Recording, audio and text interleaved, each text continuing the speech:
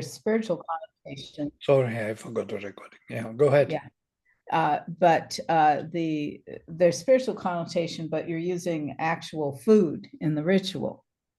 Because of course the living beings cannot exist without the food, and cannot be conscious if they don't eat, after a while anyway.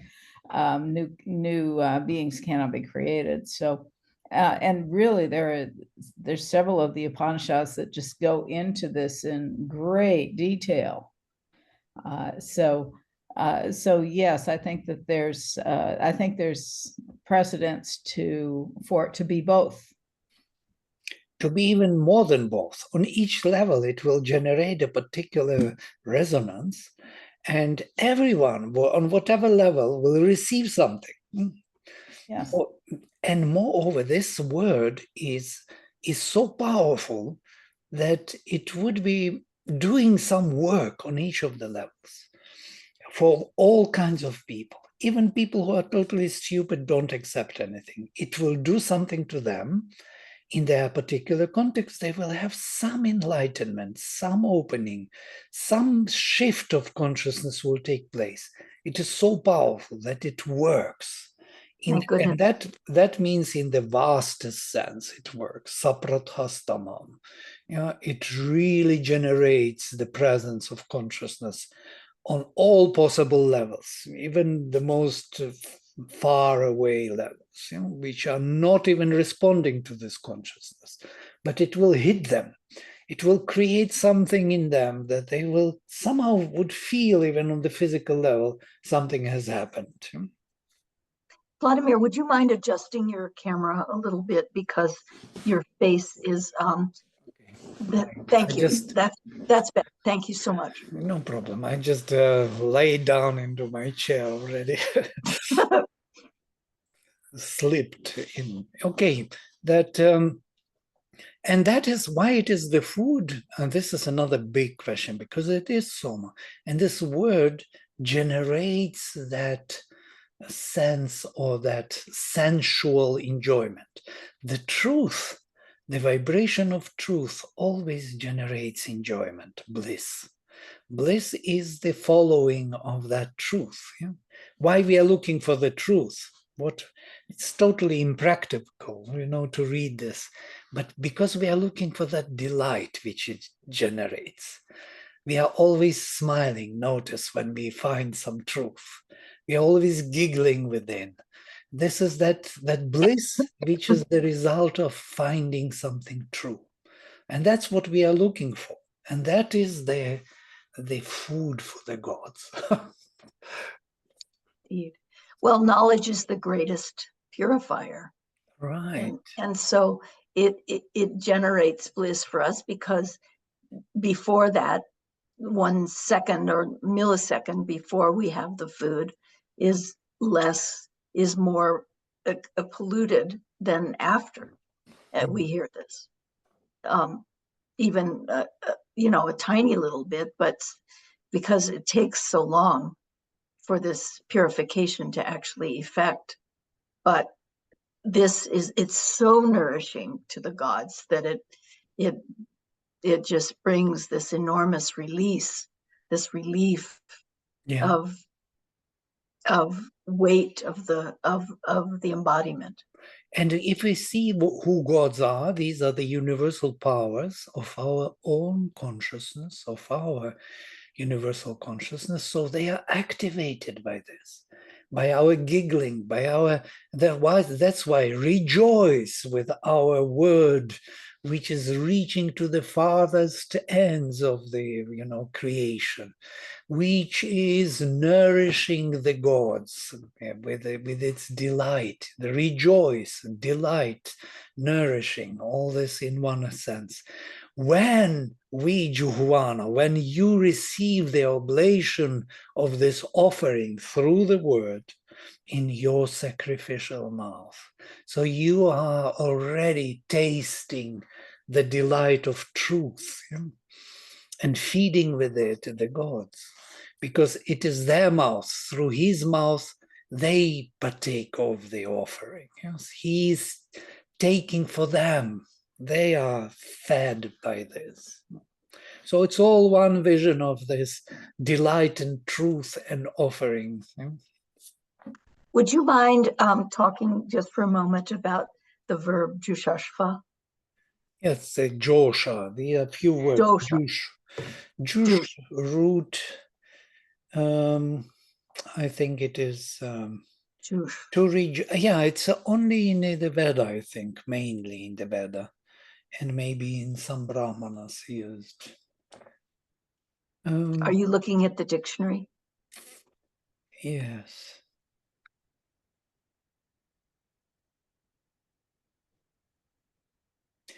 To be pleased, to be satisfied or favorable, to like, to be fond of, delight in, enjoy. Only in Rig Veda and Atharva Veda. Jush. It's like juice, nearly. Yeah, almost. Thank you. Jushate, yes, 6th class. Jushati. Jushate, yes, Atmanepada. So Atmanepada. It is everywhere in the Rig Veda. Nearly in every second hymn you will meet this word.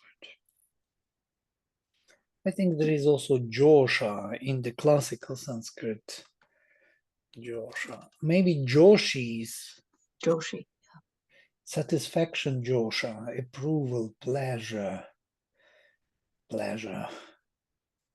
Approval. So to accept with pleasure, to be rejoicing because what you receive is very good for you. You like it. This verb implies this. That's why I write happily accept the hymn that spreads far. All right, let us, Anna Griffith, accept our loudest sounding hymn.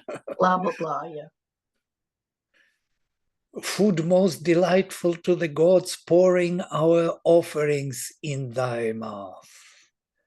Also very close. Once you understand the meaning, I wanted also to say that even such translations as Griffith, if you are looking for the knowledge, you will find it there also. Doesn't matter how that he doesn't have it. You will discover it for yourself. It will be in you anyhow.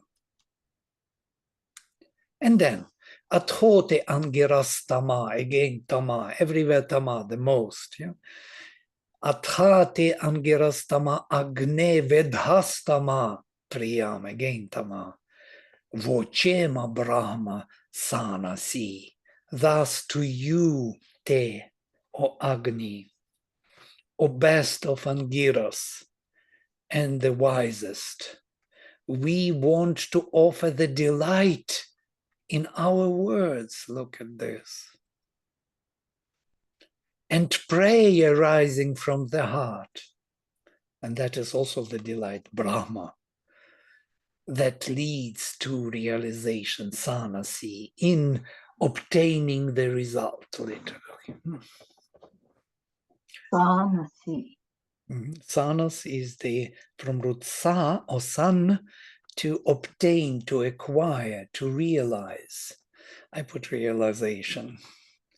Griffith was pull our precious, much availing prayer. It's Brahma. I don't know how much availing sanasi. That's what he did.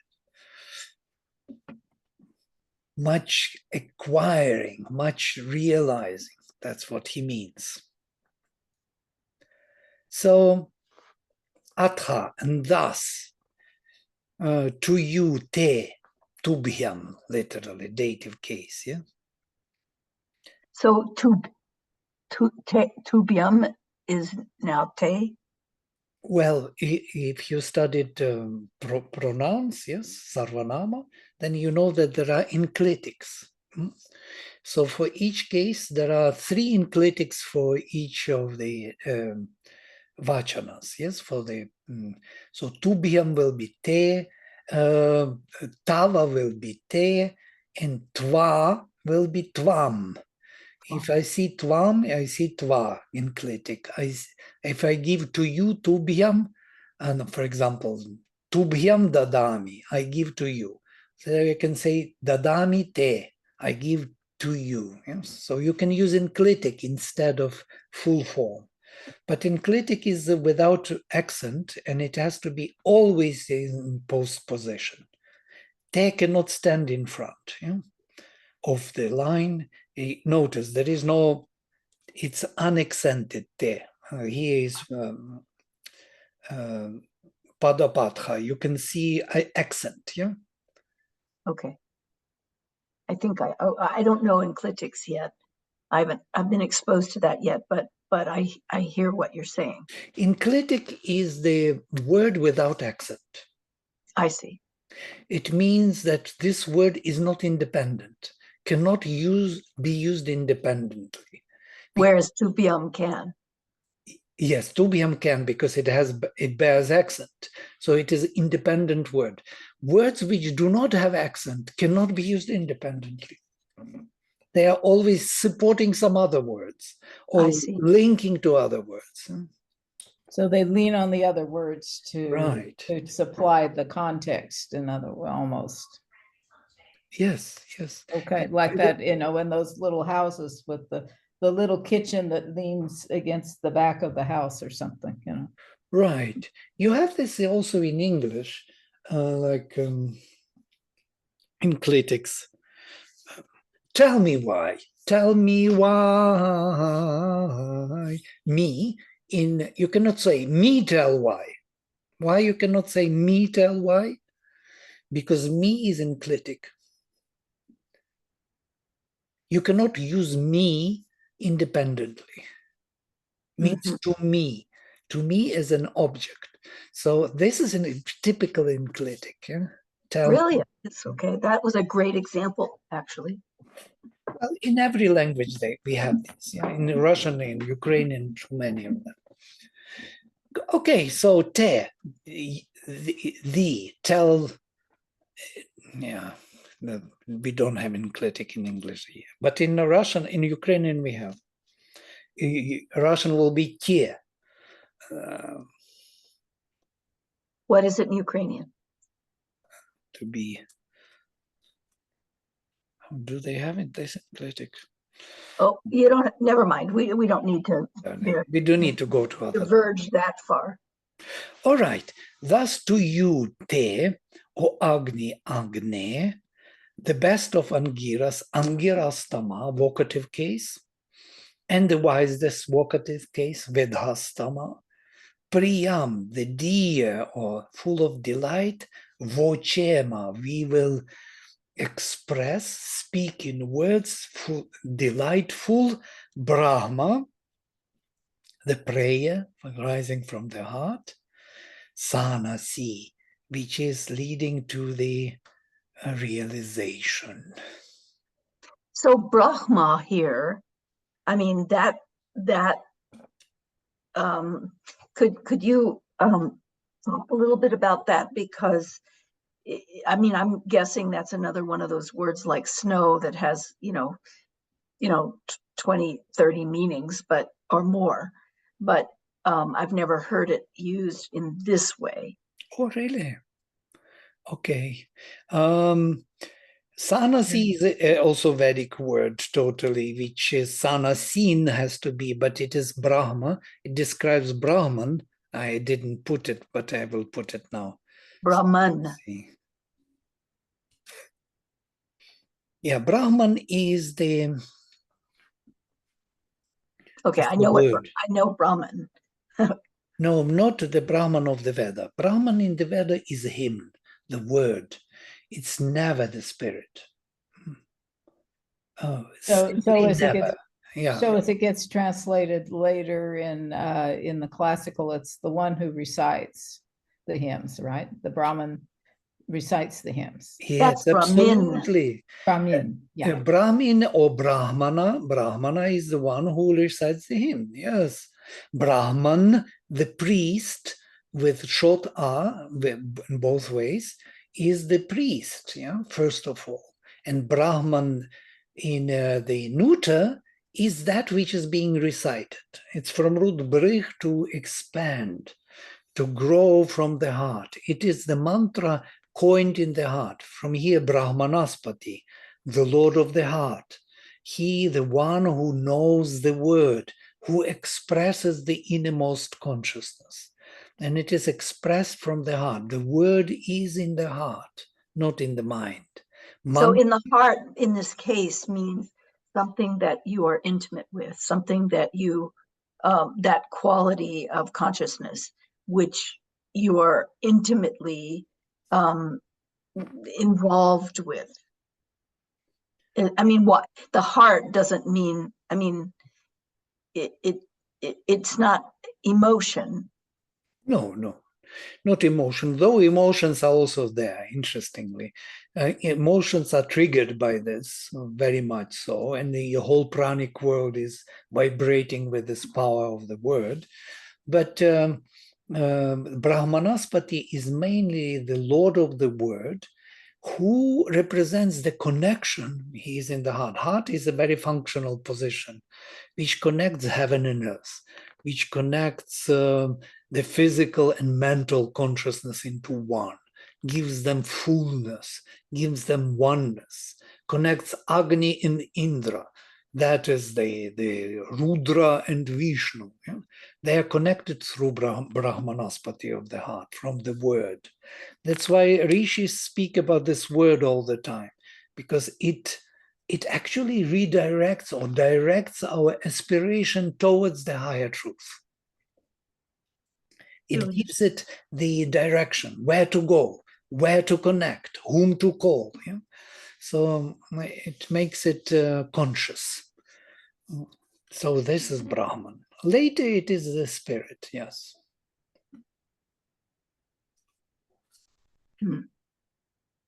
So Sanasi Brahma, the Brahman which leads to the real, to the result, to the realization, we should pronounce, or we want to speak vochema. This is the aorist base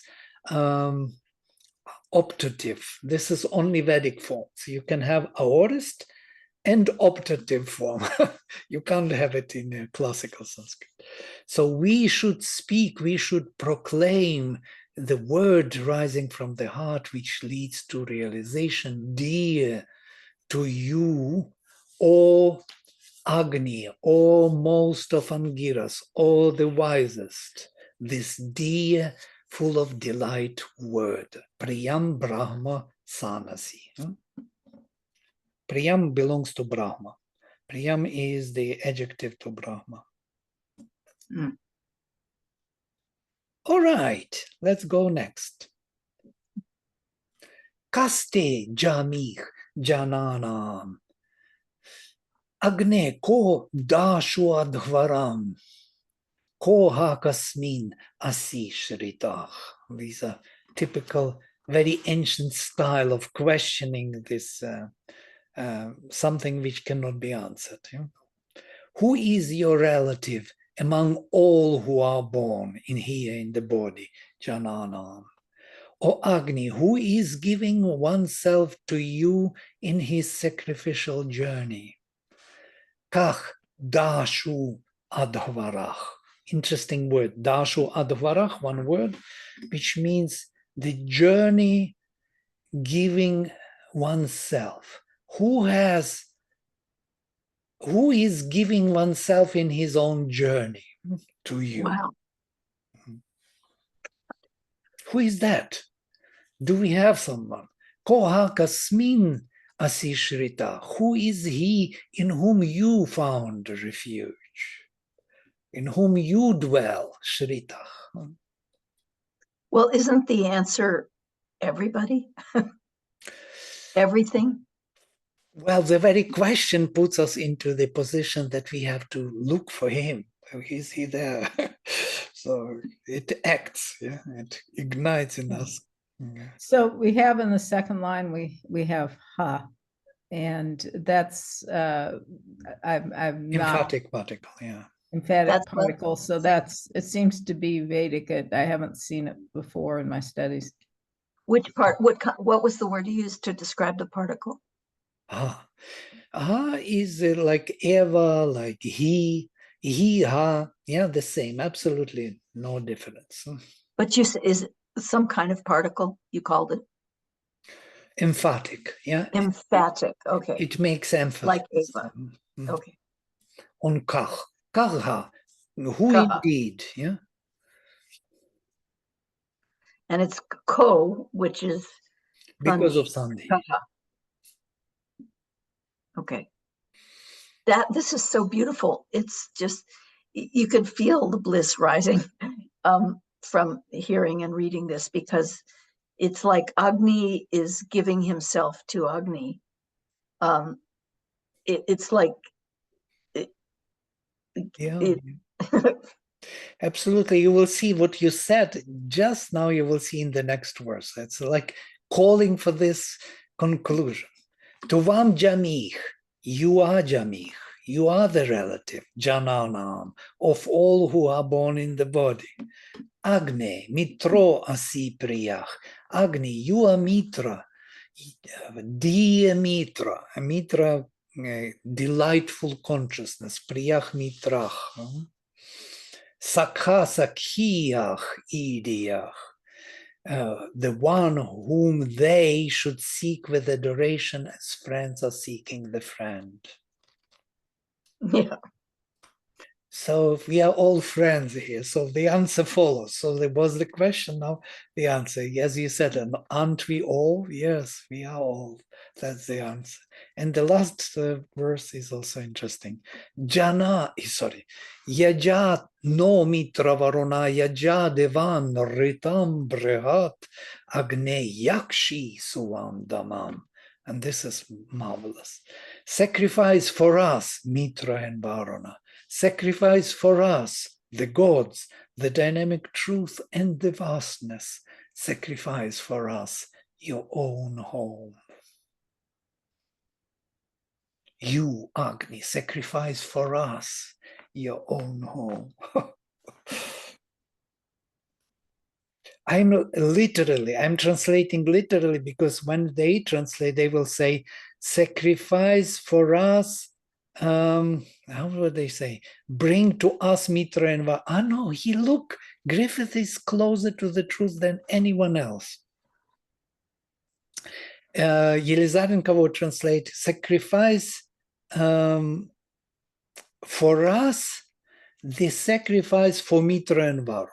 Yeah? She will never be able to say, sacrifice Mitra and Varuna for us. But Griffith, look, he is already sensing it, because dealing with this text too long, it brings you to this. Bring to us Mitra and Varuna. It doesn't say sacrifice. Bring the gods to mighty sacrifice. Still cannot fully understand that sacrifice is sacrificing the gods for us. They have to be sacrificed for us.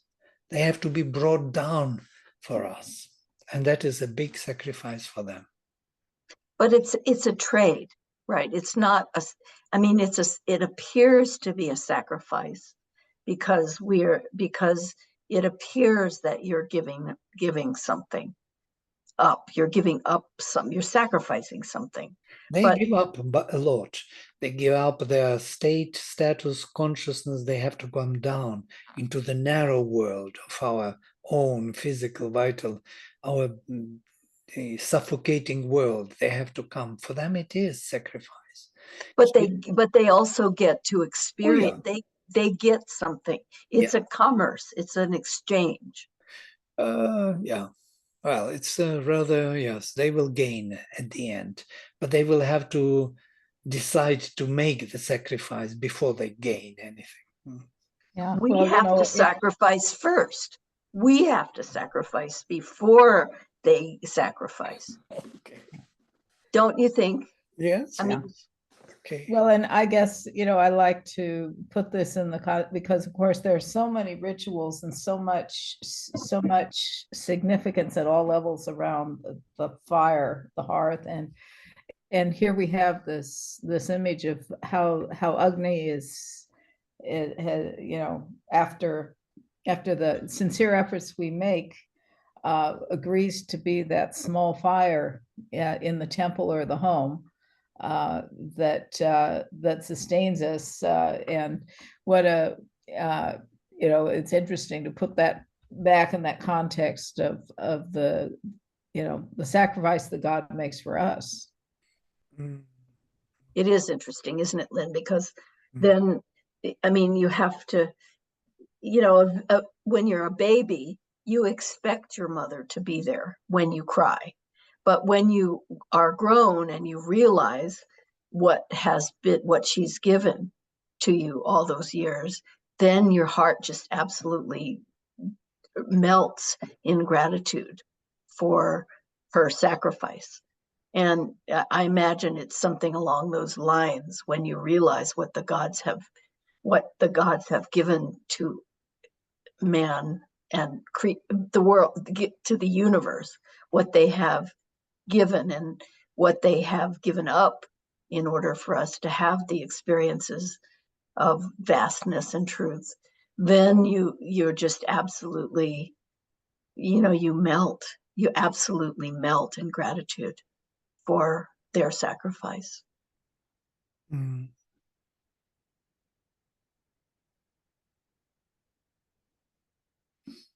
So beautiful. Sacrifice to us your home.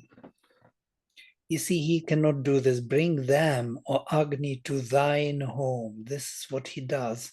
Griffith cannot understand that really there is no such thing here. Literally, it is, or Agni, sacrifice your home. Yeah. So bring your home into action into this world. This is what it means. This is not even exchange. Agni is not exchanging with us anything. He is actually giving us, giving all the divine forces. For them, it may be an exchange. For him, he is not exchanging anything. He is that central pivot around which all this exchange is taking place. Yeah. Right. That is a better clarification, actually. Much better. But they are interested, yes. And at the end, they see that they're coming to get Soma, is to get that unique delight which they cannot get in their typal worlds. And that unique delight brings them a new understanding which they didn't have, new vibration, new wisdom, new knowledge, new consciousness. Actually, they grow in consciousness through this sacrifice.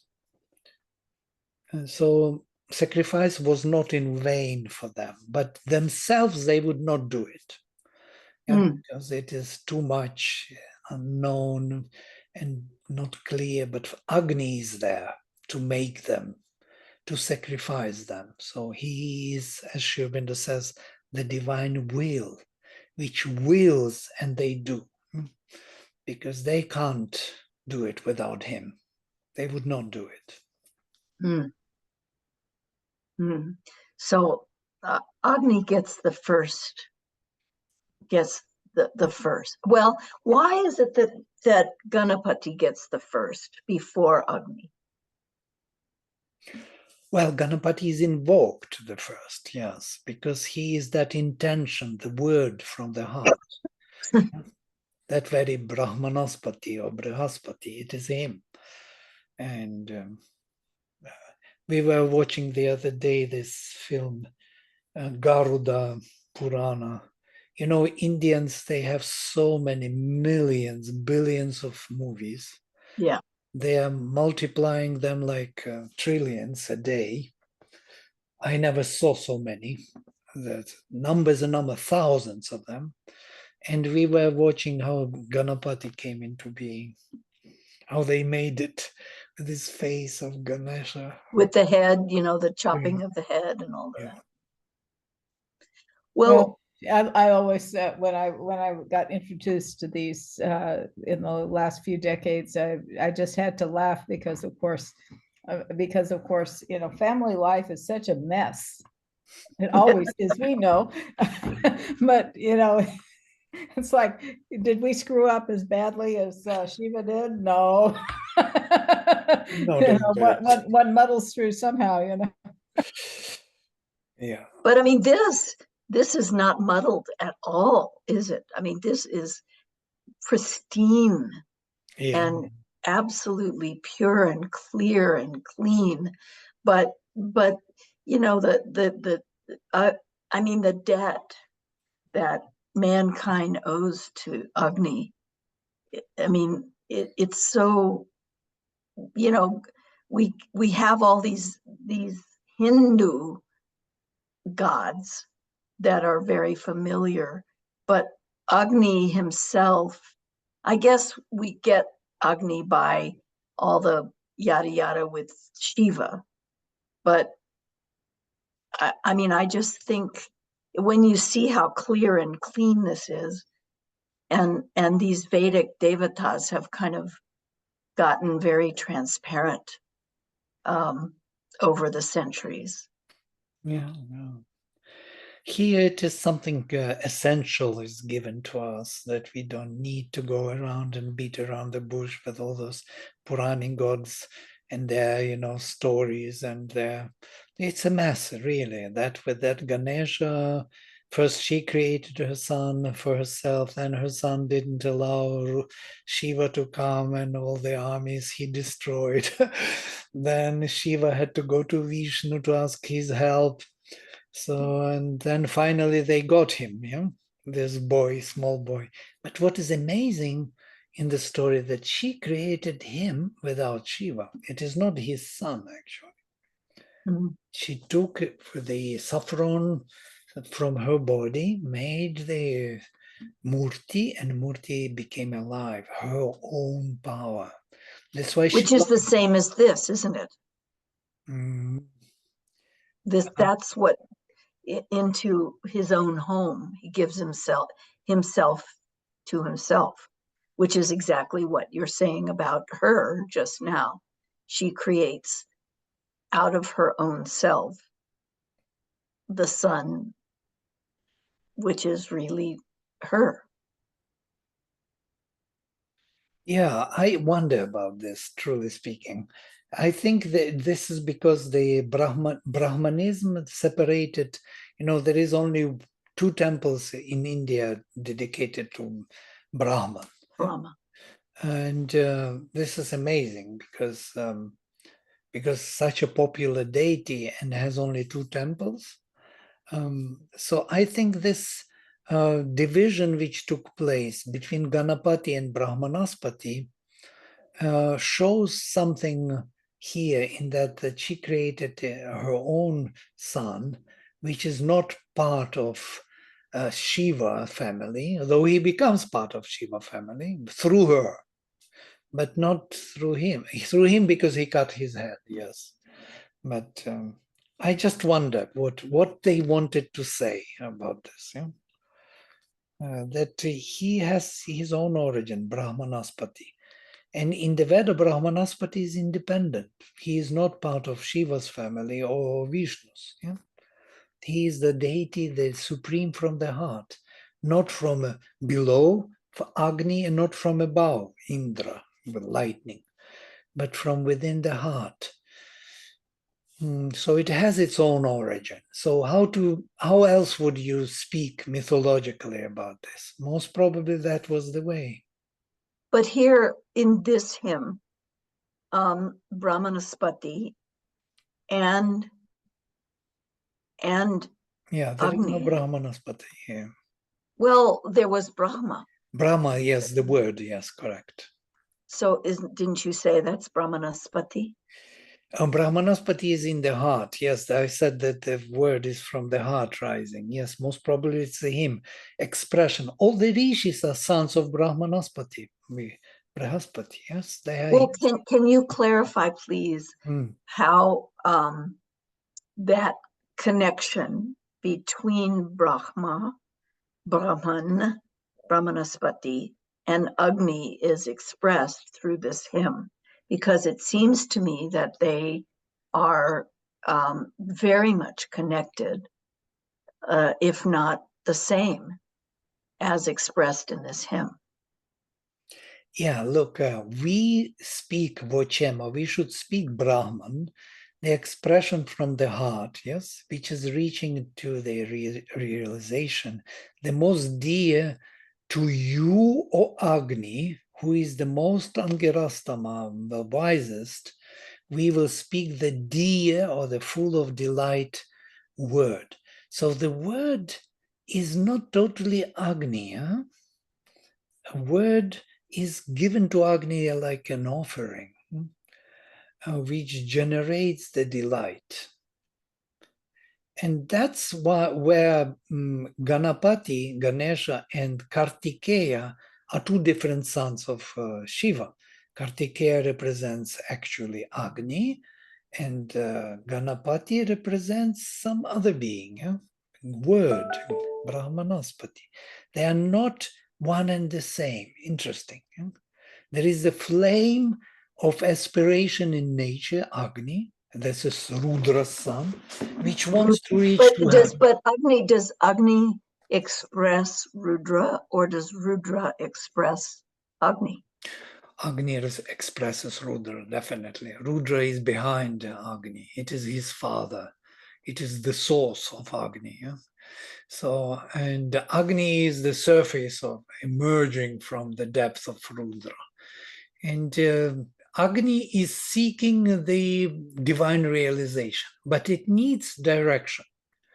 Direction for a particular purpose. And the word arises from the depth of the heart, which frames the aspiration, the power of Agni, and then together, so to say, they hit the ceiling, they come to the roof. But the direction is the gift, the divine gift, because otherwise, I mean, that gives otherwise the gift, it just disperses throughout the entire creation. Yeah, but it goes on in its own, yes, course. Yes, it's like nature doing yoga. Yes, so it will reach eventually, but the word makes it much more precise and effective. Precise. Mm-hmm. And gives it a form that makes it something that you can actually learn from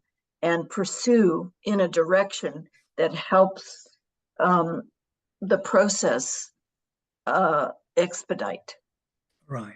It yes, it directs the aspiration towards its aim, goal. It has a particular goal, particular thing to do. Yeah, it's a. So, task. Do you think that direction is Ganapati? Yes, that direction is Brahmanaspati. Yes, that is the rishis, and the whole Veda is Brahman. Yeah? Because of that, it actually frames our aspiration in a particular framework, creating a particular manvantara task. So we have a particular task to achieve. Yeah. Otherwise, this divine aspiration is always there. It has to be directed.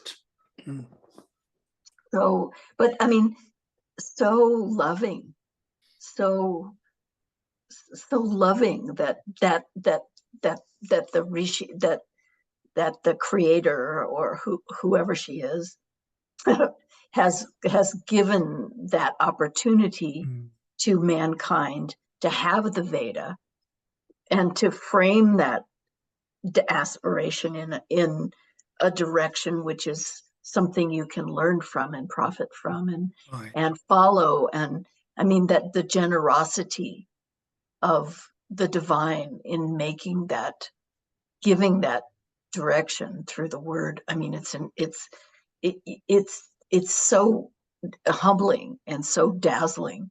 Yeah. That we could imagine that suppose the world would be without the Veda, there would be no instruction direction of our aspiration. So we will also evolve, but very, very slowly, like animals, you know. So there would be no this breakthrough, no intensity, no clarity of aspiration, no conscious reflection upon it, knowing what it is, because it is all in the word. Word defines these things. Yeah. So That is so wonderful, but I have an editorial comment, if you don't mind. Yes, I've been please. looking, I was looking at the high and low pitch accents, and I see a discrepancy in vochema between the English transliteration and the Devanagari. The third syllable of vochema, okay. Which verse is that, Lynn? That is in verse 2 there. This? Right here. Okay, so vo is consistent, che is consistent, but ma, is that supposed to be a low or, a line under or a That's what you. No. It's consistent. Vochema, you see, Padapatha separates words. So vochema, the stress is on che, and ma is, you see, it is svarita, vo is anudatta, and che is udatta. If it is separate, but if it is together, it will be vochema, but Brahma is accented. That's why not svarita on ma, but anudatta because of the next word.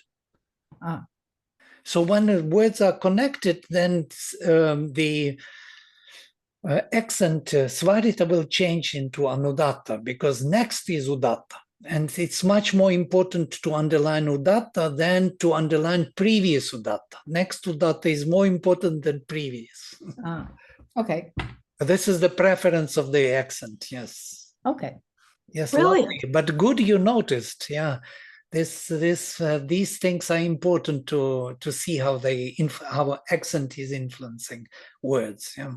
Well, the accent it has to be there because of the chandas, which is inherent. Accent has its own life. Chandas actually interferes with accent, and there's a big fight between chandas and accent, yeah. And that constitutes the unique poetry. They are not consistent, actually. Many times not at all. In this case, they are, but because voce, ma, bra, ma, yeah. So it is iambic meter with accent follow, but sometimes they don't. Like but then they move things around usually, don't they, in order to have not necessarily. They leave it, and that creates this beautiful rhythmic melody. Yeah? For example, athate. It's not athate. Athate. So a is stressed, not atha, where it should be stressed by iambic. The very beginning shows the difference, discrepancy.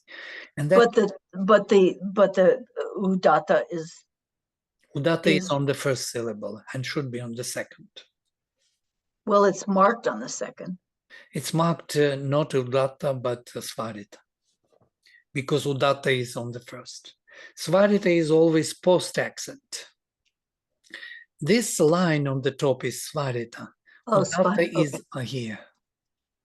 So so you can tell where the udatta is by the svarita. Yes, and by anudatta. Here I can say immediately this is tama udatta, yeah? Or priyam yam udatta, because pri is anudatta. So either anudatta or svarita tell us where udatta is. It's always in between anudatta and svarita. And the udatta, you said, is the critical part. Yes, it's morphological accent, yeah. Maybe all right, guys, let's close with mantra. Amazing session today. Wow. Absolutely dazzling. Yeah, beautiful verses. Simple diction. All the words are understood. There is no one word which we need dictionary for. Maybe Sanasi only. Okay. Om Sarve Bhavantu Sukhinaha Sarve Santu Niramaya Sarve Bhadrani Pashyantu Ma Kaschit Dukha Bhag Bhavet.